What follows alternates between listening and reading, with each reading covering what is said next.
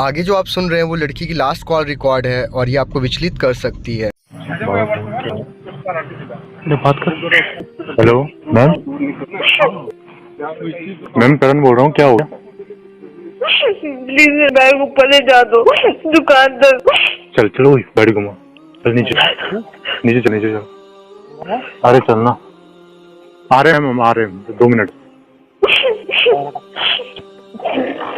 Call आपने जो देखा वो अंकिता भंडारी का है, जो आज हमारे बीच नहीं है, और वो अपने होटल के शेफ से बात कर रही है रिगार्डिंग अपने बैग जो उसका छूट गया था रिजॉर्ट में। इवन उसकी मनोदशा ऐसी थी कि वो अपने होटल में भी नहीं जाना चाहती थी, वो अपना बैग बस बाहर मंगा रही थी और see just wanna go away. Friends, like मैं आपके साथ कुछ बातें शेयर करना चाहता हूँ रिगार्डिंग एक इंसिडेंट है जो काफ़ी बड़ा इंसिडेंट है। Like I am talking about Ankita Bhandari murder case. और आप अगर जानते हो ये लड़की ऋषिकेश की है और इनके जो डैड हैं मतलब गांव में रहते हैं इनके पेरेंट्स, और मैं उस लड़की के बारे में बात करना चाहता हूँ जो आज हमारे बीच नहीं है। लेकिन मैं 2 दिन से उनके बारे में सोच रहा था, 3 दिन से सोच रहा था और लोगों की रिएक्शंस देख रहा था, तो आई थॉट कि हमें भी कुछ अपने बारे में उनके बारे में बात करना चाहिए। और एज मैं खुद भी होटेलियर हूँ, होटल से जुड़ा हुआ हूँ, तो मुझे पता है क्या होता है होटल में। So let's talk about this. ये स्टोरी है लाइक अंकिता भंडारी नाम की एक लड़की की जो 18 सितंबर से मिसिंग थी। वो पहले जॉब कर रही थी वांद्रा रिजॉर्ट में, और वांद्रा रिजॉर्ट जो कि है ऋषिकेश के पास है। और उनके जो बारे में कहा जाता है कि उन्होंने अभी 1 महीने पहले होटल ज्वाइन किया था। ये प्राइवेट ओन रिजॉर्ट है जो कि एक बंदे का है जो विनोद आर्या कहलाते हैं। वो बीजेपी के वहाँ से कुछ पोजीशन पे भी हैं, जिसका रसूख का फ़ायदा वो उन्होंने उठाया और उनके बच्चों ने उठाया। This is very bad, but मैं इसके बारे में बात नहीं करूंगा क्योंकि मैं जानता हूं कि कोई भी पार्टी, या बीजेपी हो या कांग्रेस हो या आप हो, कोई भी अपने नेताओं को ये नहीं बोल देती कि आप जाकर गलत काम करो। तो इट्स ऑल अबाउट इंडिविजुअल, और हम बात करेंगे आज सिर्फ इंडिविजुअल के बारे में। तो यहाँ पे हम बात करते हैं वांद्रा रिजॉर्ट के मालिक विनोद आर्या के बेटे पुलकित आर्या का। क्या परिस्थितियाँ रही होंगी कि उन्होंने एक महीने पहले ज्वाइन की हुई लड़की के बारे में ये दिमाग में बना लिया कि वो मेरे काम आएगी या मेरे कस्टमर्स के काम आएगी, और या फिर वो वैसे मतलब लाइक मैं बोलना नहीं चाहता इन सब चीज़ों के बारे में, लाइक वो गलत काम में इन्वॉल्व हो जाएगी।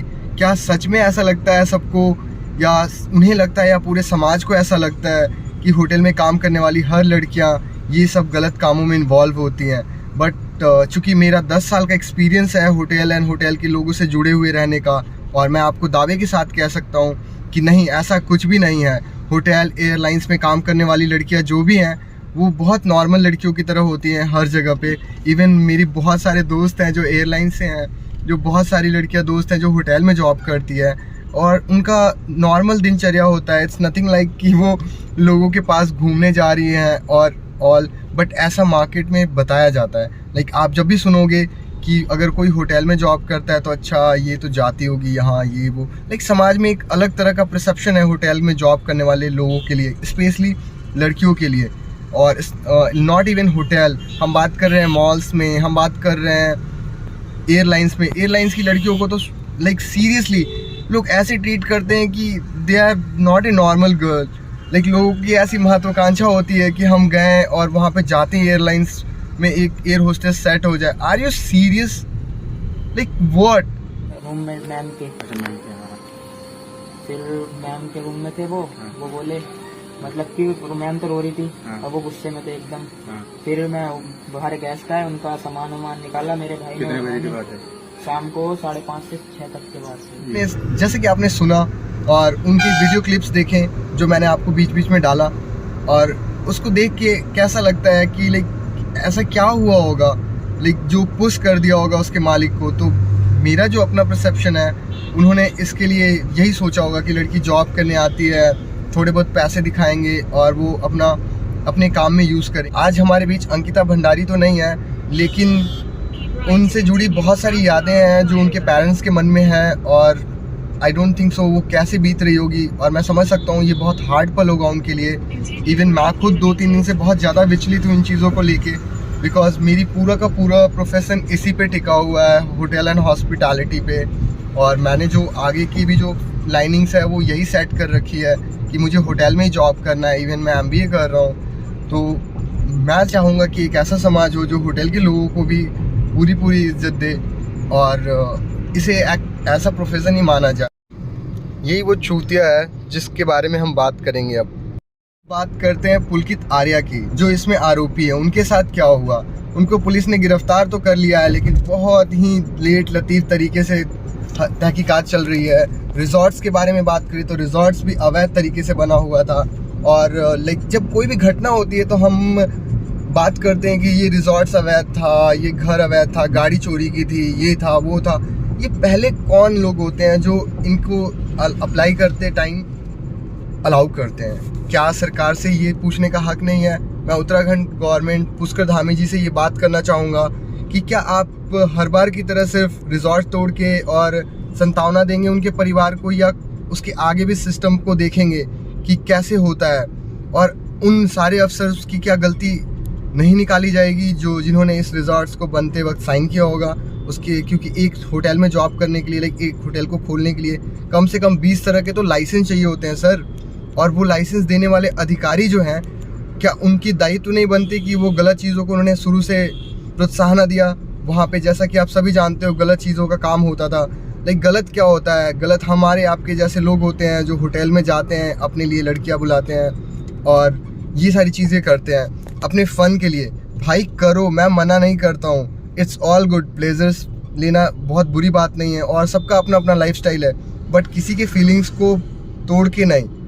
अगर सब कुछ ठीक है तो गो अहेड, अगर नहीं है तो जस्ट इग्नोर। और इस केस में तो ये बात ही नहीं है, इस केस में तो बात है ज़बरदस्ती की।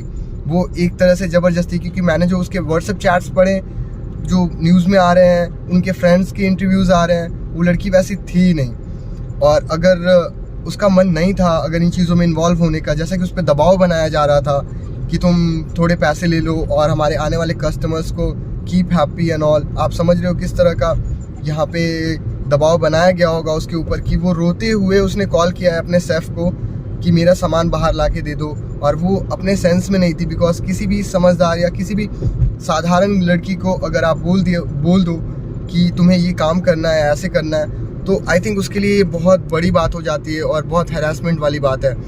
इवन थोड़ी गाली तो इनके बाप को भी बनती है जो बता रहे हैं मेरा बेटा बहुत सीधा है। आपने उसको होटल में दबाव बनाया, आपने उस लड़की के पीछे पड़े रहे, उसको 1 महीने तक मानसिक प्रताड़ना दी, बट वो नहीं टूटी।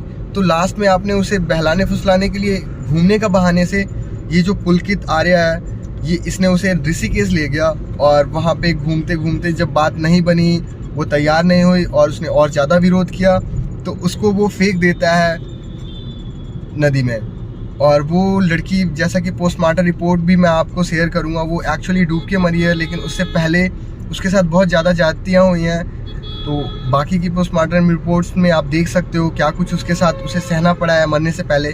तो मैं बस यही कहना चाहूँगा कि उस लड़की के साथ जो हुआ, जो हमारी बहन के साथ हुआ, वो और किसी और के साथ ना हो, इसके लिए कड़ा से कड़ा कदम उठाना चाहिए और हर ऐसे मानसिकता के लोगों को अविलंब फांसी की सज़ा दी जानी चाहिए, क्योंकि ये एक मानसिकता है। आप अगर याद करो थोड़ा पीछे जाके, तो जेसिका लाल हत्याकांड, हम ऐसा ही एक हत्याकांड हुआ था, लेकिन वो भी कम्प्लीटली डिफरेंट केस था, बट उसमें भी होटल रिसेप्शनिस्ट वो बार में जॉब करती थी और जस्ट बिकॉज उसने दारू डालने से थोड़ा सा मना कर दिया तो किसी एक नेता के बेटे ने उसे गोली मार दी थी। तो ये जो ऐसा लगता है लोगों को कि बहुत छोटे लोग होटल में जॉब करते हैं, बहुत सिंपल लोग जॉब करते हैं, नहीं मेरे भाई, ऐसा नहीं है।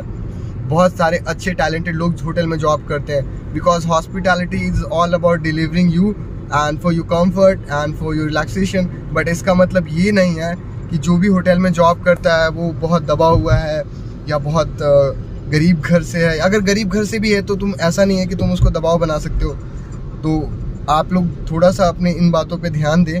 और मैं सारे जितने भी, पहली बात तो मैं अपने उत्तराखंड के मुख्यमंत्री पुष्कर सिंह धामी जी से ये रिक्वेस्ट करना चाहूँगा कि अविलंब फांसी होनी चाहिए बिना किसी सुनवाई के, क्योंकि इसमें सुनवाई करने लायक कुछ बचा नहीं है। जो भी होगा वो केस को मैनिपुलेट करने के लिए होगा। लोग अपने रसूख की वजह से केस को मैनिपुलेट कर सकते हैं और ये बात आपको भी पता है। बहुत सारे ऐसे एग्जांपल्स हैं जिसमें बहुत बड़े बड़े लोग जो बाद में छूट जाते हैं। सो बेटर है कि आप इस पर अविलंब कार्रवाई करते हुए उसको फांसी की सज़ा सुनाएं, क्योंकि देश की जनता में जो आक्रोश है वो कहीं ना कहीं इस बात के लिए है कि कोई कैसे ये दुस्साहस कर सकता है किसी के भी लिए, अगर वो चाहे बड़े घर से आती हो या छोटे घर से, लड़कियां होती है, even as a human beings you can't even think about all this fucking shit. तो ऐसा नहीं है और ऐसा नहीं होना चाहिए। मैं नम आंखों से तुम्हारी आत्मा की शांति के लिए प्रार्थना करता हूँ बहन।